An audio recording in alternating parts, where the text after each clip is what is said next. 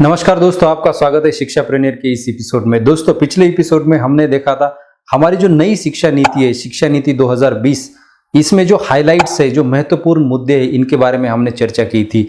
Higher education में जो महत्वपूर्ण बातें हैं, जो महत्वपूर्ण बदलाव है, उनके बारे में, और प्राइमरी एजुकेशन में जो महत्वपूर्ण बदलाव है, उनके बारे में हमने यहाँ पर डिस्कशन किया था। दोस्तों, इस वीडियो में मैं आपके सामने कुछ प्रश्न यहाँ पर रखने वाला हूँ, कुछ सवाल यहाँ पर रखने वाला हूँ, क्योंकि जब मैंने ये 66 जो पेजेस का डॉक्यूमेंट है वो पढ़ा, तो वो पढ़ने के बाद कुछ सवाल यहाँ पर मेरे मन में निर्माण हुए हैं। तो उन सब के बारे में यहाँ पर मैं आज चर्चा करने वाला हूँ। ये सवाल बहुत ही ज़रूरी है, क्योंकि कोई भी अगर यहाँ पर नई पॉलिसी आती है तो उसका असर पूरे देश पर पड़ता है और उसके कारण बहुत सारे परिणाम यहाँ पर उभर कर सामने आते हैं। तो दोस्तों, ये जो पॉलिसी है ये शिक्षा के विषय में है, यह एक शिक्षा नीति है। तो इसका जो असर है आने वाले बहुत सारे सालों में पूरे देश पर यहाँ पर देखने को मिलेगा। इसलिए ये सवाल यहाँ पर उठाना बहुत ज़रूरी है। ये जो सवाल है ये मैं आपके सामने यहाँ पर रखना चाहता हूँ। तो दोस्तों, सबसे पहला सवाल मेरे मन में ये उठा है, वह है फंडिंग को लेकर।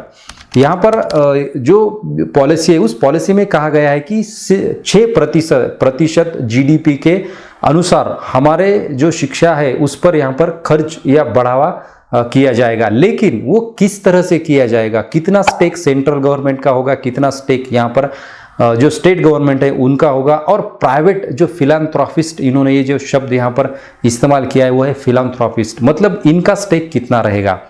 देखिए, बहुत ही सिंपल ये जो बातें हैं ये है कि जब हम कोई प्राइवेट स्टेक शिक्षा में लेते हैं तो उसका प्राइवेटाइजेशन यहाँ पर हो जाता है। इसका मतलब ये है कि सरकार, उनकी जो जिम्मेवारी है कि ये जो शिक्षा है सरकार का विषय है, सरकार ने इसे यहाँ पर पूरे तौर पर चलाना चाहिए, सरकार ने इसे पूरे तौर पर फंडिंग करनी चाहिए। लेकिन यहाँ पर जो प्राइवेट स्टेक होल्डर है इनको भी यहाँ पर बुलाया गया है, इनको भी यहाँ पर बढ़ावा दिया गया है। तो एक यहाँ पर एक जो एग्जाम्पल है वो मैं आपके सामने रखना चाहता हूँ, वह ये है कि अगर आप महाराष्ट्र में देखोगे तो यहाँ पर बहुत सारे संस्था चालक है, यहाँ पर बहुत सारी जो संस्थाएं है वो किसी एक के मर्जी से यहाँ पर चलती है। मैं सारी संस्थाओं के बारे में बात नहीं कर रहा हूँ, क्योंकि यहाँ पर बहुत सारी अच्छी भी संस्थाएं हैं, वो जो है वो बहुत अच्छे तरीके से यहाँ पर चल रही। लेकिन बहुत ज़्यादा संस्थाएं इस तरह से है कि उनमें बहुत सारी अफरा तफरी होती है, उनमें बहुत सारा यहाँ पर करप्शन भरा पड़ा हुआ है।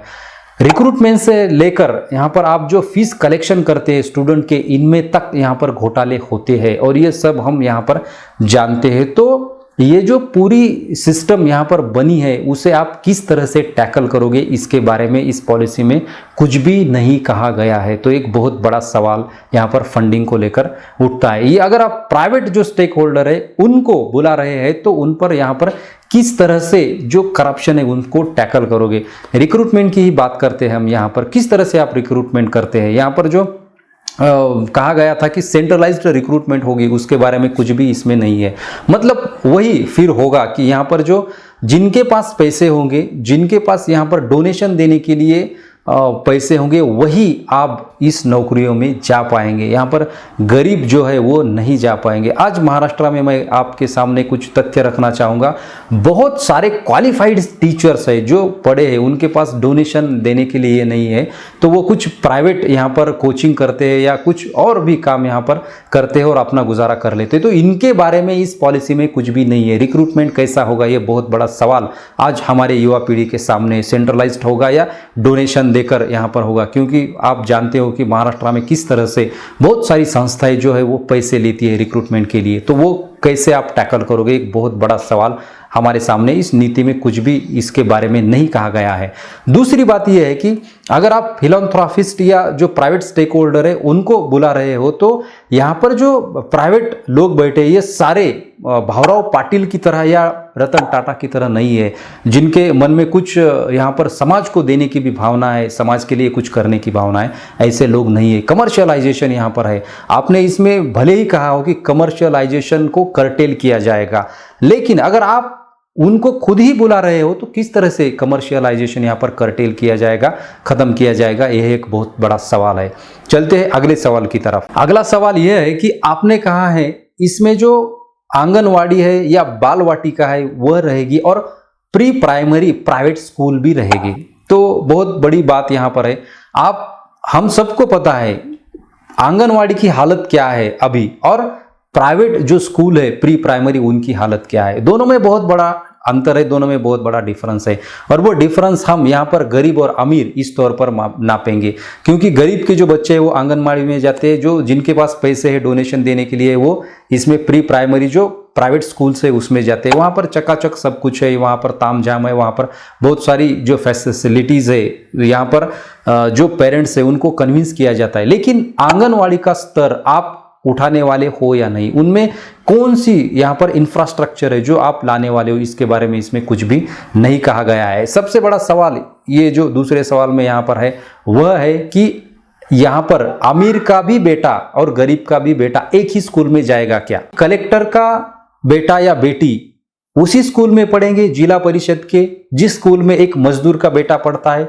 ये जो गैप है, ये जो दरार है, ये इस नीति से कम होने वाली है क्या? तो यह एक दूसरा बहुत बड़ा सवाल मेरे मन में उठता है कि क्या एक मजदूर का, एक किसान का बेटा और एक अमीर का बेटा उसी स्कूल में जाएंगे जिला परिषद के, और उनको दोनों को समान शिक्षा मिलेगी, दोनों को समान जो मौका है वह मिलेगा, समान अवसर जो है वह मिलेगा? यह एक सवाल यहाँ पर है। अगला सवाल हमारे सामने यह है कि यहाँ पर हम देखते हैं प्राइमरी एजुकेशन में, प्राइमरी शिक्षा में बहुत सारे रेगुलेटर्स यहाँ पर पैदा किए गए हैं, और हायर एजुकेशन में सिर्फ एक ही रेगुलेटर यहाँ पर इनको लाना है। जो अभी एग्जिस्टिंग रेगुलेटर्स है जैसे कि यूनिवर्सिटी ग्रांट्स कमीशन, AICTE और बहुत तरह के जो है उनके ऊपर एक बॉडी, सिंगल अथॉरिटी यहाँ पर रहेगी। तो ये विपरीत ऐसा क्यों?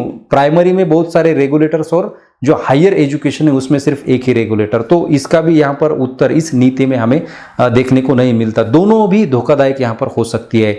अगर आपके पास सिंगल रेगुलेटर है तो वो जो पावर है सेंट्रलाइज होने का बहुत बड़ा खतरा हमारे सामने होता है। पूरे देश में एक ही अथॉरिटी यहाँ पर उनका जो नीति है वो यहाँ पर लगाएगी और उनके अनुसार पूरे जो रेगुलेशंस वो चलेंगे। ये भी एक सेंट्रलाइजेशन यहाँ पर हो सकता है। दूसरी बात, जो बहुत सारे रेगुलेटर आने की वजह से ये जो रेगुलेटर्स है आपस में इनमें अनबन हो सकती है, आपस में इनमें समन्वय नहीं हुआ तो बहुत सारी दिक्कतें यहाँ पर पैदा हो सकती है। तो यह विपरीत ऐसा क्यों? यह भी सवाल हमारे सामने उठता है। यहाँ पर अगला जो सवाल है वह भी बेहद महत्वपूर्ण है। यहाँ पर यूज ऑफ टेक्नोलॉजी के बारे में बहुत कुछ लिखा गया है इस पॉलिसी में। यहाँ पर टीचिंग, लर्निंग, असेसमेंट से लेकर इवैल्यूएशन से लेकर एडमिनिस्ट्रेशन और उसके ऊपर तक इस पूरा जो काम है वो टेक्नोलॉजी का यूज करके होने वाला है। तो एक बड़ा सवाल है कि अब जो एग्जिस्टिंग टीचर है, अब जो एग्जिस्टिंग टीचिंग कम्युनिटी है, इनको आप कैसे ट्रेनिंग दोगे, इनको आप कैसे ट्रेन बनाओगे, इनको आप किस तरह से ये सब टेक्नोलॉजी हैंडल करने के लिए यहाँ पर जो है इनमें रुचि पैदा करोगे? ये एक बहुत बड़ा सवाल है, क्योंकि बहुत सारे ऐसे अध्यापक है, बहुत सारे ऐसे टीचर है जिनको मैं जानता हूँ और ये पूरे देश में है जिनको अभी भी जीमेल के बारे में पता नहीं, इनको अभी भी बहुत सारी जो टेक्नोलॉजी की बेसिक चीजें हैं इनके बारे में पता नहीं है। तो सबसे पहले इनको ट्रेनिंग देना जरूरी है। तो इस ट्रेनिंग के बारे में भी यहाँ पर जो है कुछ अच्छे प्रावधान या कुछ खास ठोस प्रावधान हमें देखने को नहीं मिलते हैं। आगे इनका जो प्रावधान है कि यहाँ पर जो अच्छे टीचर्स है उनकी निर्मित बीएड के द्वारा यहाँ पर होगी। जो इंटीग्रेटेड डिग्री इन्होंने यहाँ पर दी है हमें 3+1 ईयर जो बीएड है, और उसके बाद उनका रिक्रूटमेंट जो टीईटी के तहत होगा, एक एग्जाम एनटीए कंडक्ट करेगी और उनके तहत उनका रिक्रूटमेंट होगा। तो ये इन्होंने कहा है, लेकिन यह बैच आने के लिए कम से कम 4 साल इसके इम्प्लीमेंटेशन के बाद लगने वाले हैं। और फिर भी एक सवाल यहाँ पर है कि रिक्रूटमेंट कैसी होगी? आप यहाँ पर एग्जाम लेंगे और एग्जाम लेकर सेंट्रलाइज्ड डायरेक्ट उनको उन स्कूल पर भेजोगे या फिर से उनका इंटरव्यू होगा, फिर से उनका मतलब किस तरह से, ये भी स्पष्टता इसमें नहीं है। तो यह एक बहुत ही महत्वपूर्ण सवाल यहाँ पर हमारे सामने है। अगला एक बड़ा सवाल यह है कि मल्टी डिसिप्लिनरी जो एजुकेशन है उसको लेकर है। इन्होंने कहा है कि किसी भी छात्र को कोई भी सब्जेक्ट यहाँ पर लेने की मुभा होगी। ये अच्छी बात है और ये पहले से ही यहाँ पर शुरू हो चुका है। CBCS पैटर्न जो है यहाँ पर जो लागू किया गया है उसमें यही है कि यहाँ पर जो कोई भी छात्र है किसी भी विषय को इसमें ले सकता है। लेकिन इन्होंने यह कहा है कि 2030 तक या आने वाले कुछ सालों में ये जो मल्टी डिसिप्लिनरी एजुकेशन है ये मैंडेटरी होगा, ये कंपलसरी होगा। मतलब हर संस्था में आपको ये मल्टी डिसिप्लिनरी एजुकेशन जो है वो इंट्रोड्यूस करना पड़ेगा। इसका मतलब ये है कि आज हमारे देश में कुछ स्पेशलाइज्ड सेक्टर्स है, जो खास सेक्टर्स है, जो खास इंस्टीट्यूशंस है, जो सिर्फ एक ही तरह का स्पेशलाइज्ड एजुकेशन देती है, जैसे कि IITs है, जैसे कि IIMs है, और बहुत कई संस्थाएं जैसे कि विज्ञान संस्थाएं हैं, वो आर्ट संस्थाएं हैं, ये जो है वो एक स्पेशलाइज्ड एजुकेशन देती है और उनका अच्छा खासा नाम है, उनका यहाँ पर जो रेपुटेशन है सिर्फ उसी कारण बना है। तो इनको भी अभी जो मल्टी डिसिप्लिनरी एजुकेशन है वो यहाँ पर शुरू करना पड़ेगा क्या? उनको भी ये सब विषय यहाँ पर इन्होंने जो दिए हैं वो शुरू करने पड़ेंगे क्या? ये बहुत बड़ा सवाल हमारे सामने है। इसका मतलब ये है कि IIT में अब म्यूजिक पढ़ाया जाएगा क्या? और जो आर्ट्स की जो संस्था है उनमें अभी इंजीनियरिंग पढ़ाया जाएगा क्या? तो ये एक सवाल हमारे सामने उभर कर आता है। तो ये मैंडेटरी करने की ज़रूरत क्या है? यह भी एक बहुत बड़ी दिक्कत, बहुत बड़ी समस्या आने वाले दिनों में शिक्षा के क्षेत्र में हो सकती है। तो इसका भी ध्यान हमें यहाँ पर रखना पड़ेगा। चलिए बढ़ते हैं अगले सवाल की तरफ, और अगला सवाल जो है वो है वोकेशनल ट्रेनिंग को लेकर, वोकेशनल कोर्सेज को लेकर। इसमें इन्होंने कहा है कि 6वीं कक्षा से ही ये सब यहाँ पर इंट्रोड्यूस किया जाएगा, लेकिन आप इंट्रोड्यूस करने के बाद उसको रिकॉग्नाइज करोगे क्या?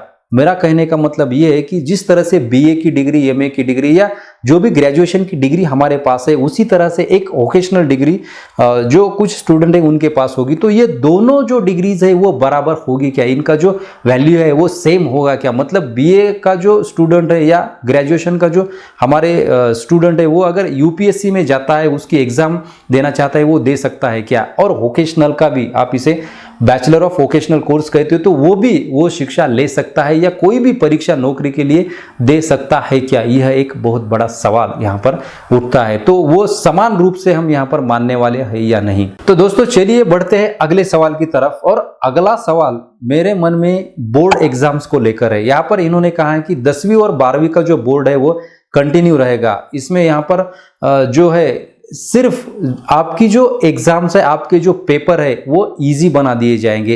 इन्होंने यहाँ पर एक इन्वर्टेड कॉमा में वर्ड का उपयोग किया है, इजियर। ये जो एग्जाम्स है वो और भी इजियर बना दी जाएगी।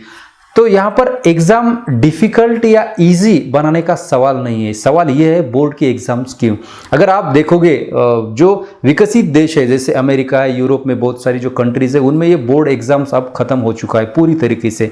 सिर्फ एक ग्रेडिंग का सिस्टम, कंटिन्यूस असेसमेंट का सिस्टम यहाँ पर वहाँ पर चलता है, और बच्चा जब ये जो प्राइमरी एजुकेशन वो कंप्लीट करता है तो उसको उस ग्रेड के आधार पर डायरेक्ट यहाँ पर हायर एजुकेशन में भेज दिया जाता है। लेकिन वह प्रावधान इसमें नहीं है। एग्जाम हमें कंडक्ट करना ही है, वो फिर डिफिकल्ट हो या इजी हो। तो बोर्ड है और एग्जाम भी है, तो ये फिर क्यों? तो किस तरह से हमने इसमें बदलाव किया, ये सवाल हमारे सामने उठता है। तो दोस्तों इस तरह से बहुत सारे जो सवाल है वो मेरे मन में उठते हैं कि ये जो शिक्षा नीति है इसका असर पूरे देश पर किस तरह से होगा, इसके परिणाम क्या निकल कर आएंगे, और गरीब और जो अमीर इनमें जो बहुत बड़ी दरार यहाँ पर पड़ चुकी है वो किस तरह से कम होगी।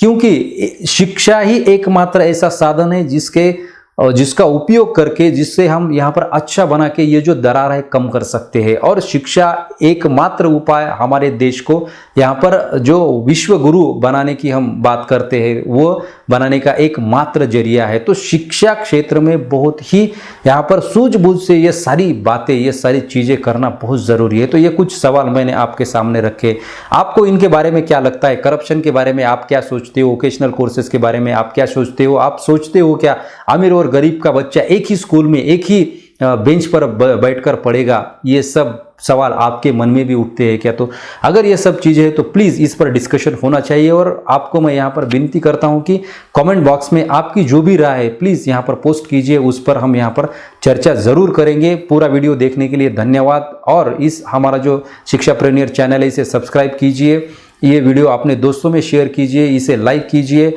और जो बेल नोटिफिकेशन का आइकॉन है उसे भी दबाइए ताकि अगला नोटिफिकेशन आप तक पहुंच सके और इस तरह की चर्चा में आप भी हिस्सा ले सके। मिलते हैं अगले वीडियो में, तब तक के लिए धन्यवाद।